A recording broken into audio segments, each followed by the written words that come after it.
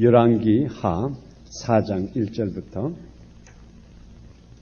7절까지 구약 565페이지가 됩니다.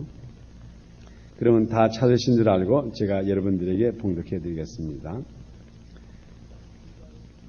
선지자의 생도의 아내 중에 한 여인이 엘리사에게 부르짖어 가로되 당신의 종 나의 남편이 이미 죽었는데 당신의 종이 여호와를 경외한 줄을 당신이 아시는 바이니이다.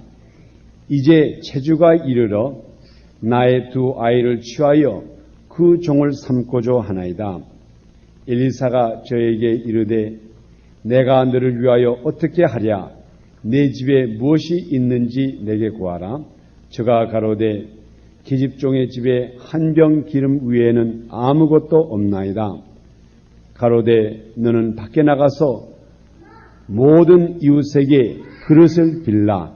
빈 그릇을 빌되 조금 빌지 말고 너는 내 두 아들과 함께 들어가서 문을 닫고 그 모든 그릇에 기름을 부어서 차는 대로 옮겨 놓으라.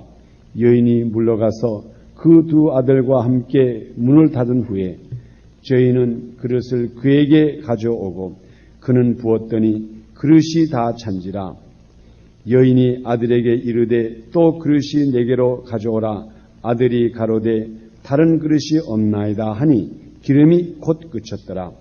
그 여인이 하나님의 사람에게 나아가서 고한데 저가 가로되 너는 가서 기름을 팔아 빚을 갚고 남는 곳으로 너와 네 두 아들이 생활하라 하였더라. 아멘. 우리 성경에 나타난 사람 중에 가장 유명한 사람이 있다 그러면은 예수님을 제외해놓고, 우리 예수님은 하나님이시지만은 인간의 모양으로 오셨고, 그 외에 유명한 사람이 있다 그러면은 영적인 면으로 본다 그러면 엘리야 선지자가 가장 유명합니다. 물론 요한도 있고 모세도 있고 다윗 같은 사람도 있지만은, 그러나 엘리야 선지자는 이 사람은 이 세상에서 죽음을 보지 않고 주님의 일을 열심히 하다가 그 하늘에서 회릿바람과 그 말들이 와서 그 순례를 타고 하늘나라로 직접 올라가신 사람이에요. 모세도 이 세상에서 죽었죠.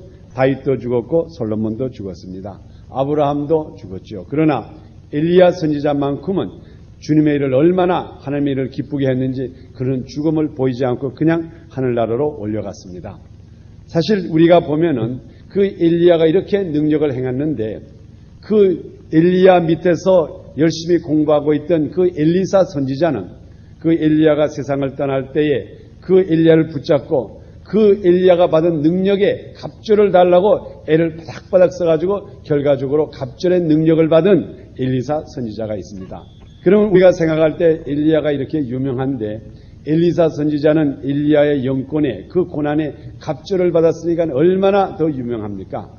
그래서 오늘은 우리가 이 엘리사 선지자의 역할을 말씀을 보고 그 다음에 하나님께서 어떻게 그를 사용했는가 우리 한번 오늘 말씀 가운데 보고자 합니다.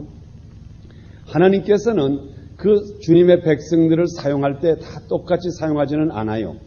어떤 사람은 이렇게 사용하고 어떤 사람은 이렇게 또 달리 사용합니다. 오늘날의 목사님들도 많습니다. 그러나 목사님 중에서도 하나님께서 대외적으로 크게 사용하시는 목사님이 있는가 하면은 한 사람 한 사람 전도하는 데 이바지하고 그 생애 속에서 많은 사람에게는 복음을 전하지 못했지만은 중요한 몇 사람에게 복음을 전한 그렇게 사용되는 사람도 있습니다. 우리가 잘 아는 조영기 목사님은 지금 세계에서 가장 큰 교회, 성도가 약 70만 되는 교회를 이끌고 있습니다. 그러나 우리가 그 목사님은 그 이렇게 많은 성도들을 가르치시고 세계적으로 유명하신 목사님입니다. 그런데 지금 우리는 역사 속에서는 나타나 있지 않지만은 우리 조영기 목사님의 간증 속에 보면은 그 목사님이 폐병으로 폐병 3기로서 그저 죽을까 말까 하는 그때에 그 목사님을 전도한 한 소년 여자 학생이 하나 있었습니다. 그 여자 학생은 지금 오늘날에 그 여자의 이름도 아는 사람이 없어요. 그러나 조영기 목사님의 일생 속에서는 그 여자가 자기 집에 찾아와서 예수 믿으라고 하는 그 전도가 결과적으로 조영기 목사님으로 하여금 세계적인 인물을 만들었습니다. 그러면 언젠가는 하늘나라에 가보면은 하나님 가보면은 아마 조영희 목사님이 깜짝 놀라게 그 여자의 상급이 얼마나 크다는 것을 또한 우리도 볼 수가 있고 그 여자를 그곳에 가서 조영희 목사님도 만나게 될 거예요. 그래서 우리가 볼 때는 이 세상에서 나타나는 일만이 나타나는 것이 아니라 보이지 않게 우리가 아무도 모르는 사이에 이루어진 일도 큰 역사 중에 하나인 줄을 믿습니다. 그래서 여러분들이 절대로 여러분의 위치가 나는 지금 아무것도 하는 것이 없다. 나는 목사도 아니고 전도사도 아니고 권사도 아니고 장로도 아니다. 이렇게 생각하시고 나의 역할은 하나님 보시기엔 아무것도 안 된다. 이렇게 생각하지 마세요.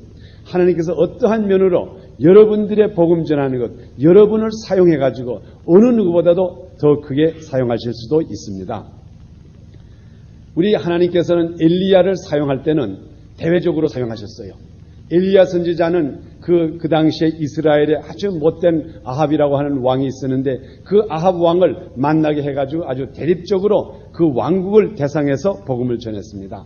그리고 우리가 특별히 성경 말씀에 보면은 엘리야 선지자는 어떤 면을 보면 독불 장군이었어요. 그래서 그는 먼 데 가서 조용히 숨어 있다가 하나님께서 부르시면은 갑자기 난데없이 나타나가지고 왕 앞에 나타나가지고 왕에게 막 명령을 하고 또 그가 기도함으로써 그 하늘에서 비가 3년 동안 그쳤다가 또 그가 다시 기도하니까 비가 내리고 하는 이러한 그 역사를 혼자 굉장히 했습니다. 그리고 하나님께서는 다 쓰신 다음에는 저 산골짜기에 가서 혼자 있게 하고 우리가 말하는 오늘날의 말은 아주 굉장히 그 내성적이면서 독불 장군인 것이 그 엘리야 선지자였습니다. 그런데 우리가 이 성경을 보면은 그 엘리사 선지자는 그 엘리야 선지자는 굉장히 그 독불 장군이고 그저 조용한 그 선지자였죠. 그러나 이 엘리사 선지자는 또 다른 면으로 그 성격이 아주 반대적이에요. 이 엘리사 선지자는 굉장히 외성적이면서 사람들과 서로 대화도 많이 하고 또 함께 일을 하고 또 이는 특별히 유명한 사람, 왕들과 대화하기를 싫어하고 오히려 조그만 사람, 소위 말하면 주로 이렇게 일반적인 성도들과 또 이렇게 그 일을 많이 했습니다. 그래서 우리가 이렇게 보면은 어떤 때는 보면은 하나님께서 그 왕을 그 주권자들과 통해서 역사하시는 그분도 있고 또 어떻게 보면 아주 낮은 사람을 통해서 일하시는 그 주의 종들도 있어요. 그런데 엘리사 선지자는 그 중에 하나가 됩니다. 그래서 엘리사 선지자는 그 특별히 그 불쌍한 사람들, 어려움을 당하는 사람들을 많이 도와주고 그랬습니다. 오늘 읽은 이 성경 부분 4장 1절, 열왕기하 4장 1절부터 나타나는 이 사건을 보면 엘리사 선지자의 그 목회에 대한 것이 나타납니다. 엘리사의 생도의 아내 중에 한 여인이 엘리사에게 부르짖어 가로되 당신의 종 나의 남편이 이미 죽었는데 당신의 종이 여호와를 경외한 줄을 당신이 아시는 바나이다. 이제 체주가 이르러 나의 두 아이를 취하여 그 종을 삼고자 하나이다. 우리가 이 사건을 보면은 여기에 4장 1절에 난 사건을 보면 굉장히 사소한 문제예요. 이 엘리사 선지자에게는 자기의 밑에 있는 자기에게서 영권을 배우는 소위 말하면 오늘날로 신학교로 말한다고 하면 신학교 학생들이 있었어요. 근데 그 중에 한 사람이 이미 세상을 떠났어요. 그리고 그에게는 그 아내가 있었는데 그 과부죠. 과부 아내가 있었는데 아이가 둘이 있었어요. 그런데 이 사람이 이 선지자 소위 말하면 엘리사의 그 제자가 되는 이 선지자가 이 세상에 살고 있는 동안에 빚을 많이 졌어요. 엄청난 빚을 많이 졌기 때문에 그 당시에 유대법에 의하면은 그 사람의 빚을 못 갚으면은 그 사람의 자녀들을 가져갑니다. 그래서 자녀들을 갖다가 자기들의 종으로 쓰고 그 다음에 자녀를 가져가고서 그것도 돈이 모자라면은 그 사람의 그 아내까지 데려가 가지고 그 자기의 종으로 쓰는 그러한 유대법이 있습니다. 그래서 이 엘리사 선지자의 자기 밑에 자기 수하에 있는 그 한 제자가 그렇게 세상을 떠날 때에 그 아내에게 많은 빚을 남겨놓고 가는 바람에 그 아이들을 이제 팔리게끔 됐습니다. 그래서 이 과부가 그 엘리사 선지자에게 가서 하소연을 합니다.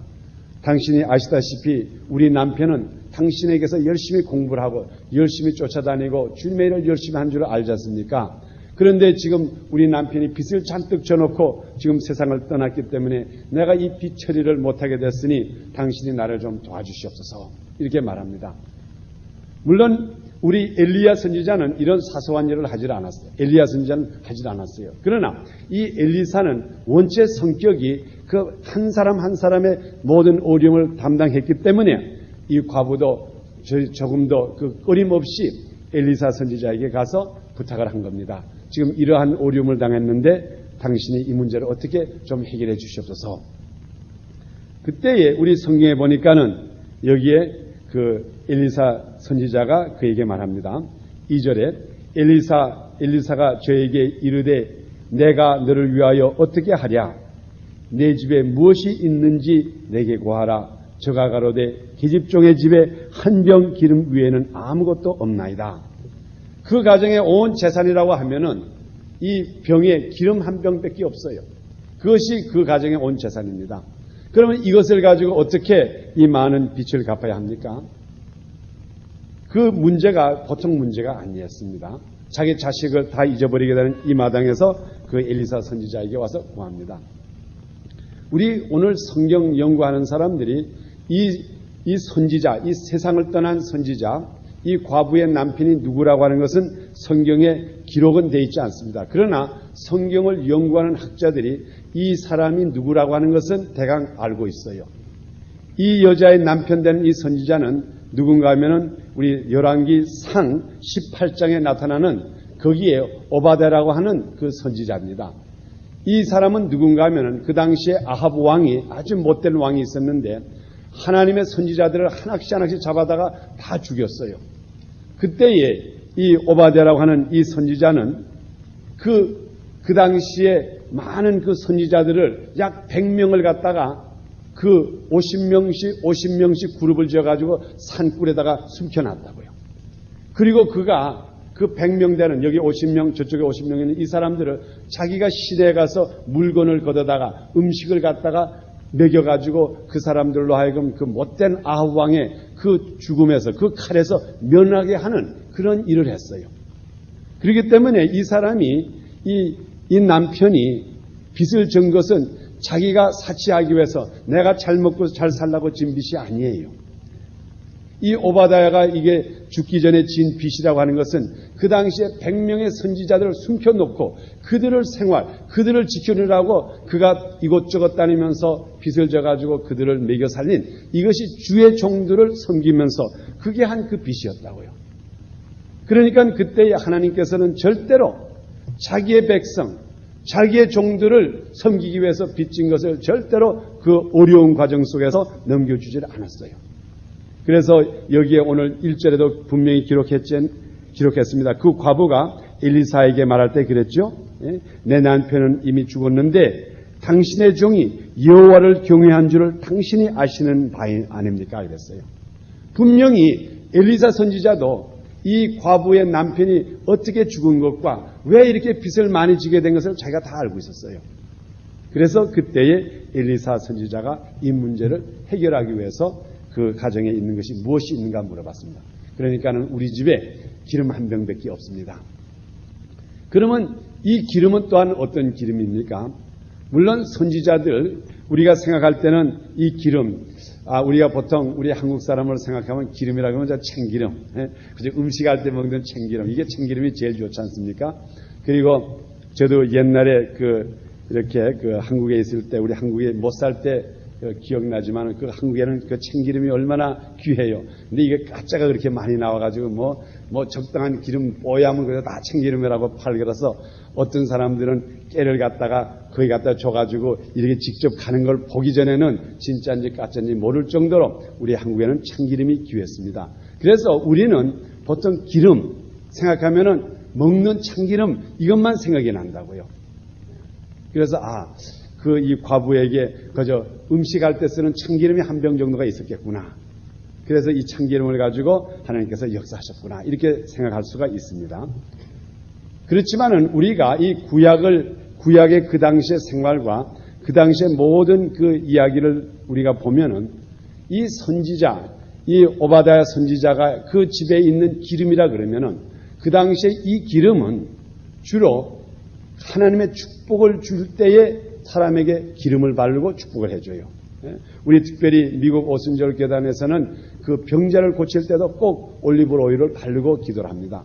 그래 우리 여기에도 보면 강대상에 항상 올리브 오일이 있어요. 그래서 우린 한국 사람은 먹는 것, 우리 얼마나 먹는 것을 좋아해요. 그러니까 그저 기름이라 그러면 그저 참기름 아니면 콩기름, 그저 먹는 기름으로 생각하는데 이 기름은 축복의 기름이라고요. 어떤 사람에게 축복을 줄 수 있는 이 기름, 또한 그 다음에 병든 자에게 발리면 날 수 있는 이 기름, 이 기름이 이 여자는 자기 남편이 죽었지만 이 기름을 항상 보호하고 있었다고요. 그래서 그 엘리사 선지자에게 하는 말이 나에게는 요 기름 하나밖에 없습니다. 그때에 엘리사 선지자가 말합니다. 너는 가서 지금 내 두 아들을 보내가지고 그 집은 원체 이제 빚 속에 있고 가난하기 때문에 그릇도 없어요. 그릇도 없으니까는 그때 엘리사 선지자가 가서 하는 말이 지금 너는 가가지고 각 집집마다 다니면서 동네 가서 그 그릇을 빌려오라 그랬어요. 그릇을 빌려오라고. 빈 그릇들을 잔뜩 빌려오라. 그래서 우리 보니까는 여기에 그 두 아들을 보내가지고 동네에 다니면서 각 집에 있는 빈 그릇은 다 모아가지고 와요. 빈 그릇은 모아다가 이제 집에 가지고 옵니다.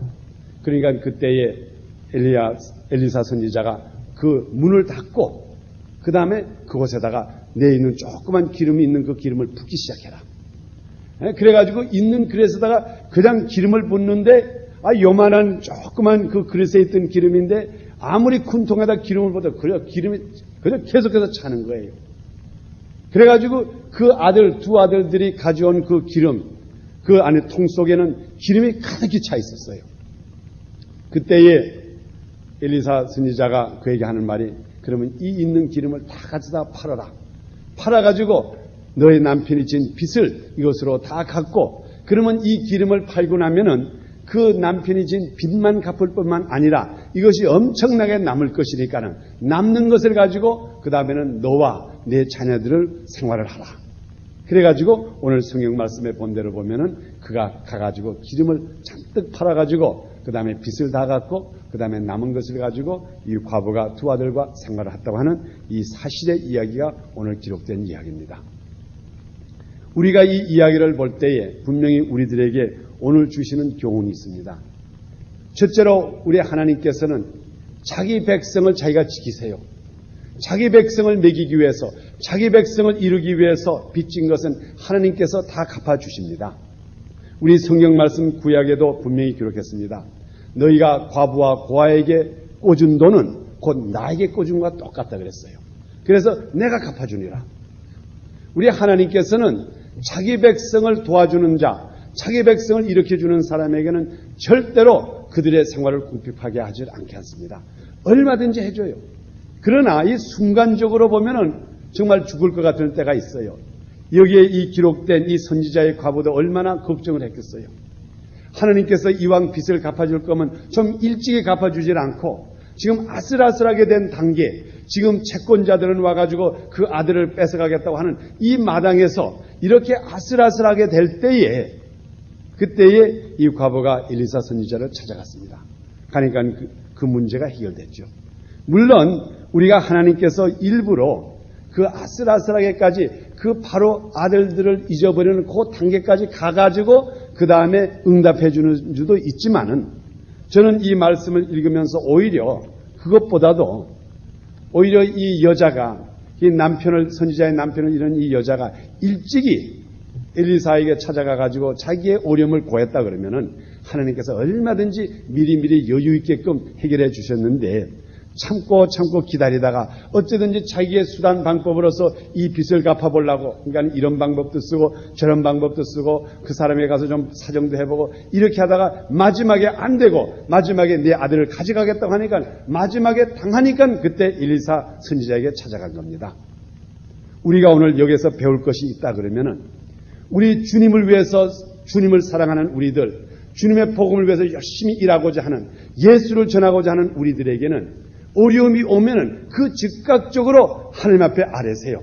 그러면 하나님께서는 기다렸다가 내가 너를 어려움까지 갔다가 그냥 도와준다 이러질 않아요. 얼마든지 미리미리 해줍니다.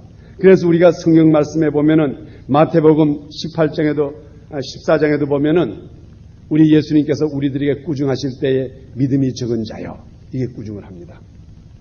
그래서 우리는 이러한 꾸중을 받지 않기 위해서 요만큼 문제가 생기면은 그 문제가 나는 그 순간적으로 가서 주님 앞에 아뢰야 돼요. 우리 세상에서는 아이들이 얼마나 찔리는 걸 잘해요. 그저 조그만 아이들을 보면 그냥 그 엄마한테 일리질 못해가지고 형제들끼리 서로 못 다투면은 우리 집에도 형님이 그런 형님이 있었어요. 그죠? 하여간 우리 어머니 오가지고 우리가 뭘 잘못한 거 있지 않습니까? 그러면 그죠? 우리 어머니 오기를 밖에 문에서 기다린다고요. 그러면 어머니가 저만치 보면 막 달려가가지고 그걸 고자질하는. 하여간 우리가 이 세상에서 보면 우리들의 사람에 대한 그 고자질은 사람에게 잘해요. 그렇지만 우리가 정말 하나님을 사랑한다 그러면, 하나님의 능력자라 그러면 우리가 요만큼 문제가 생기지 않습니까? 그런 문제가 생기기 전에 미리 아버지 하나님께 가서 고자질을 해야 돼요. 하나님 아버지, 내가 주님의 백성을 구하느라고, 주님의 백성을 먹이느라고, 이 선지자들을 도와주느라고 내가 이렇게 많은 빚을 졌는데 주님께서 이걸 빨리 해결해 주지 않으면 큰일 납니다 하면은 하나님께서 미리미리 다 해주세요. 우리 누가복음 18장에도 그렇게 하지 않습니까? 너희 아버지가 그걸 오래 참으시겠느냐? 주님의 백성들이 강구하는 것을 오래 참으시겠나 하는 이 말씀을 여러분이 기억하시고 열심히 그때그때 문제가 있기 전에 기도하셔야 돼요. 저는 그것을 아주 현실적으로 생각해서 우리 성도들 간에 혹시 그저 조금이라도 몸 아픈 거 있으면 미리미리 기도해 놔야지. 한번 일단 이 병마가 아주 완전히 자리 잡힌 다음에 이것을 내쫓으려면 굉장히 힘이 들어요. 그저 들어올 때 순간적으로 내쫓아야 돼요. 그저 감기 기운이 들면 그 당시에 그대로 내쫓고, 조금이라도 배가 아프면 내쫓고, 하여간 해가지고 우리 하나님은 그저 간구하는 대로 이루어주세요. 절대로 오래 참으시는 분이 아닙니다. 그 다음에 두 번째로 우리가 이곳에서 배울 수 있는 것은 하나님께서는 그 그릇이 있는 대로 채워주세요. 우리 오늘 마지막 부분을 읽으면 그렇죠? 다른 그릇이 없나이다 하니 기름이 곧 그쳐더라. 이제는 그릇이 없으니까 그 다음에 기름이 더 나오질 않아요. 그릇이 있기만 하면 만일 이 두 아들이 돌아다니면서 이집 저집 그 마을에서만 기름 그 빈 그릇을 가져올 뿐만 아니라 저 먼 마을까지 가가지고 심지어 며칠 걸리는 지역까지 가서라도 그저 빈 그릇만 갖다 놨으면 얼마든지 채워주세요. 단지 우리가 그 기름을 체험을 받지 못하는 원인은 우리의 그릇이 한정이 있기 때문에, 우리의 비전이 한정이 있기 때문에 더 이상 커지지를 못해요. 저는 조영희 목사님 교회 성장 여기 세미나 비슷하게 우리 목회자 수양회를 한 3년 전에 여기서 한 적이 있습니다. 그때에 그 많은 목사님들이 목사님에게 물어봤습니다. 목사님, 교회 어떻게 해서 여의도 순복음교회가 그렇게 커졌습니까? 물론 목사님의 말씀 가운데 가장 하는 말은 기도 위에는 없다. 그저 첫 번도 기도요, 두 번째도 기도요, 세 번째도 기도다. 이렇게 말씀했습니다. 그래서 물론 기도라고 하는 것은 꼭 있어야 됩니다. 우리 오늘날의 큰 교회 목사님이나 적은 교회 목사님이나 다 같이 기도는 해요. 그러면은 여의도 순복음교회 조영희 목사님과 다른 교회 목사님이 무엇이 다를까요? 단지 다른 것이 한 가지가 있다 그러면은 조영희 목사님은 비전이 커요. 그릇이 커요. 하여간 어디 가서도 빌려왔는지는 몰라도 하여간 비전이 커가지고 그릇은 잔뜩 갖다 놔요. 그래서 요즘은 얼마나 그릇이 큰지 한국에서 지금 약 1000만 들여가지고 신문사 하는 그 그릇까지 갖다 놨다고요. 그러니 하나님께서는 물론 어쨌든 간에 그걸 지금 채우시느라고 아마 조영희 목사님이 걱정하는 것보다 하나님이 더 걱정하실지 몰라요. 자꾸 채워넣어야 되니까. 하여간 어쨌든 그 목사님은 그릇이 커요. 그래서 우리들도 여기에 오늘 말씀을 기억한다 그러면은 그릇이 있는 대로 채워주세요. 그러나 그 받을 그릇이 딱 스탑되면 그 다음부터 기름이 끝입니다. 그래서 우리는 오늘 이 말씀을 보시고 두 번째로 분명히 기도해야 될 것은 여러분이 지금부터 주님의 그 기름을 담을 수 있는 그릇을 준비하는 여러분이 되기를 축원합니다. 마음껏 주님께서는 일단 기름을 부어주기 시작하고 축복을 주기 시작하면은 그 다음부터 이 문제는 그릇이 얼마나 큰 그릇이냐 여기에 달라 있어요. 우리가 특별히 자녀들을 키울 때 여러분들은 자녀들에게 비전을 자꾸 줘야 돼요. 그 자녀들이 우리 부모님의 기도로 말미암아 그들이 커집니다. 그들이 성장을 해요. 그들이 축복을 받아요. 그러나 그들의 축복의 지한이 어디서 끝나는가 하면 우리가 그들이 어디까지 비전이 있는가에 따라서 그것이 끝납니다. 그래서 우리는 열심히 자녀들에게 그 비전을 널리 커가지고 그 그릇을 얼마든지 주님의 축복을 받을 만한 그릇을 준비하시기를 바랍니다. 그 다음에 세 번째로 여기 우리 말씀 가운데 배울 것이 있다 그러면은 그 4절에 보니까는 너는 내 두 아들과 함께 들어가서 문을 닫고 그 모든 그릇에 기름을 부어서 그랬어요. 문을 닫고 기름을 부으라 그랬어요. 그러면 문을 닫고 기름을 부으시라고 하는 뜻이 어떤 뜻일까요? 그 다음에 5절에도 또 기록이 되어 있습니다. 여인이 물러가서 그 아들과 함께 문을 닫은 후에 저희는 그릇을 그에게로 가지고 오고 그는 부었더니, 그래서 여기 특별히 성경에 문을 닫았다고 하는 그 이야기를 강조했습니다. 약 3군데다가 문을 닫고 그러면 문을 열어놨으면 기름을 부으면 기름이 안 부어질까요? 아마 그 뜻은 아닌 것 같아요. 그러나 분명히 성경 말씀에 문을 닫고 이걸 해라, 문을 닫고 해라. 저는 이 말씀을 보면서 이모저모 주석을, 여러 가지 주석을 봤습니다. 이게 문을 닫고라고 하는 것이 무슨 말일까? 왜 하나님께서는 이것을 갖다가 많은 사람들 앞에, 그 많은 사람들 앞에서 요만한 기름병에서 이만한 항아리에다 기름이 그냥 계속해서 졸졸졸 나오는 걸 보면은 그 얼마나 사람들이 보고 야, 하나님의 능력이 멋있구나. 그래서 우리 생각 같아서는 많은 사람들이 그것을 보고 더 많이 하나님을 믿고 할 것 같고, 또 어떤 때 저는 생각도 그래요. 이것을 갖다가 많은 사람들을 공개하는 가운데 했으면 얼마나 좋을까. 너희는 기도할 때에 골방에 들어가서 은밀한 가운데서 하나님께 구하라 그랬어요.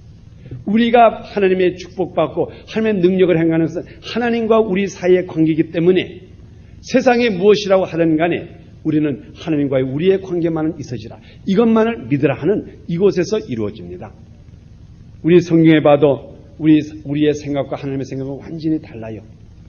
우리 생각은 어떤 때는 좀 이왕이면은 기도할 때에 하나님께서 우리 보는 가운데 쫙 멋있게 나타났으면 얼마나 좋을까. 저도 병자를 위해서 기도할 때에 참 그런 마음이 많아요. 병원에 가서 기도할 때 이왕이면은 좀 내 명예도 있고 하나님의 명예도 있으니까는 그 환자에게 많은 성도들도 있고 또 그 다음에 가족들이 있는데 거기에 누워있는 황제에게 손을 얹고 나사렛 예수 그리스도 이름으로 명하오니 일어날지어다 할 때 그 사람이 거기서 벌떡 일어나면은 얼마나 좋겠어. 나도 좋고 하나님도 좋고 또 내 생각 같아서는 거기에 있는 사람들 다 예수를 믿을 것 같고 그거 얼마나 좋아요. 근데 오히려 하나님은 사람이 많으면 안 하고 오히려 보는 사람이 없는데 기도하니까 낫대. 그러면 내 생각, 아이고 답답해. 이때 이 사람도 있고 이 사람도 있었으면 아이고 얼마나 좋았을까. 근데 하나님께서는 나를 그렇게 협조를 안 해주시는 것 같아요. 어떤 사람 제가 한번 기도를 했는데 그분이 정말 그 순간적으로 낫대. 나서 아이고 감사합니다. 그런데 그때 생각에 우리 교인들 한 10명 50명 잔뜩 있는 데서 했더라면 야 이게 얼마나 멋있을까. 이건 사람의 마음이 있어요. 그래서 벌써 인간들의 그런 마음이 있을 줄을 알고 하나님께서는 미리 이 과부와 이 두 아들에게 너는 문을 닫고 이것을 행하라. 아무도 모르게 이것이 어떻게 해서 이루어진 줄 모르게 해라. 그러나 너는 분명히 알기 때문에 지켜라 하는 이것이 오늘날에 우리 주님께서 주시는 교훈이에요. 우리가 까딱 잘못하면은 우리의 교만으로 말미암아 주님께 쓰임을 받지 못할 수가 있어요. 그래서 하나님께서는 이 여자와 또 이 두 아들을 얼마나 사랑했는지 이들의 문제를 해결할 때 암암리에 해결해 주셨어요. 그리고 또 이 여자들의 이 문제를 해결받았을 때에 이것은 분명히 하나님께서 해결해 주셨다고 하는 것을 자기는 믿을 수가 있어요. 세상 사람들은 뭐라 그런지 몰라요. 세상 사람들은 마술을 해가지고 그것을 만들었다, 기름을 더 만들었다 이렇게 말할지는 모르지만 이 과부와 이 두 아들은 너무나 정확히 안다고요. 이것은 하나님께서 나에게 주신 축복이다. 이것은 하나님께서 나에게 주신 사명이다. 지금부터 우리 믿음교회 성도들은 이러한 신앙을 가져야 돼요. 우리가 매일같이 기도할 때에 우리의 주어진 이 모든 어려움이라고 하는 것은 이것은 절대로 이 어려움으로서 끝나라는 게 아니에요. 주님께서는 이 어려움을 통해 가지고 우리들의 때를 따라서 자녀에 대해서 오는 어려움, 또 경제적인 어려움, 또 이모저모의 어려움, 이것을 절대로 주님이 모르고 있는 게 아니에요. 이것을 공개스럽게 많은 사람이 보는 가운데서 해결하려고 그러질 않으세요. 오히려 문을 닫고 은밀한 가운데 나와 하나님과의 기도 사이에 하나님께서 말씀을 주십니다. 너는 이것을 이렇게 해결해라. 이렇게 해결해라. 너는 이것을 확실히 믿어라. 세상 사람들은 뭐라 그래도 좋다. 그래서 우리가 지금부터 은밀한 가운데 계신 여호와 하나님께 문을 닫고 그곳에 들어가서 한번 주님과 1대1로 대결해가지고 우리들의 모든 응답을 받는 여러분이 되기를 축원합니다. 주님께서는 절대로 여러분을 그대로 두지를 않으세요. 오늘도 우리 이 말씀을 여러분이 마음속에 깊이 간직하시고 우리 하나님께서는 나의 사정을 누구보다 잘 아세요. 세상 사람에게 인정받을 필요가 없어요. 세상 사람이 나를 동정 안 해줘도 좋아요. 우리 하나님만은 아세요. 그리고 우리 하나님께서 은밀한 가운데 우리의 그릇만 가지고만 오면은 그곳에 차원 넘치고 우리들의 빚만 갚을 뿐만 아니라 그곳에 남아가지고 우리의 남아있는 생애까지도 여유있게 살 수 있도록 축복해 주시는 우리 주님을 믿는 여러분이 되기를 예수 그리스도의 이름으로